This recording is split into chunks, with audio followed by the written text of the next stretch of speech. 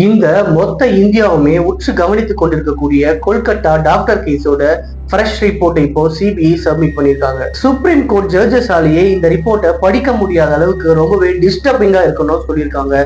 அது மட்டும் இல்லாம இந்த அபிஜித்தும் அந்த சீனியர் போலீஸ் ஆபீசரும் சேர்ந்து இந்த கேஸை என்னவெல்லாம் கிரிமினல் தனம் பண்ணி மூடி மறைக்கலாம் அப்படின்றதையும் தாண்டி இவங்க ரெண்டு பேர் தான் இந்த பெரிய ஆள் அப்படின்னு இவ்வளவு நாள் நம்ம நினைச்சிட்டு இருக்கோம். பட் இவங்க ரெண்டு பேருக்கும் மேல ஒரு பெரிய ஆள் இதுல இன்வால்வ் ஆயிருக்காங்க. ரொம்பவே பவர்ஃபுல்லான ஆள் அப்படின்ற அதிர்ச்சி அளிக்கக்கூடிய விஷயத்த சிபிஐ சொல்லியிருக்காங்க. இந்த கேஸ் எப்ப கோர்ட்ல ஹியரிங்க்கு வந்தாலும் உள்ள என்ன நடக்குது, யார் என்ன மாதிரியான பாயிண்ட்ஸ் பேசுறா அப்படின்றத லைவ் டெலிகாஸ்ட் பண்ணிட்டு இருக்காங்க. அதாவது நேரடி ஒளிபரப்பு பண்ணிட்டு இருக்காங்க. இதனால வெஸ்ட் பெங்கால் கவர்மெண்ட் தரப்புல இருந்து வாதாடக்கூடிய வக்கீல் என்ன சொல்லியிருக்காரு அப்படின்னா, இந்த மாதிரி நம்ம லைவ் டெலிகாஸ்ட் பண்றத ஃபர்ஸ்ட் ஸ்டாப் பண்ணணும். பிகாஸ் கோர்ட்ல ஹியரிங் நடக்கும்போது நான் சிரிச்சிட்டு இருக்க மாதிரியான போட்டோஸ்லாம் சோசியல் மீடியால பரவிட்டு இருக்கு.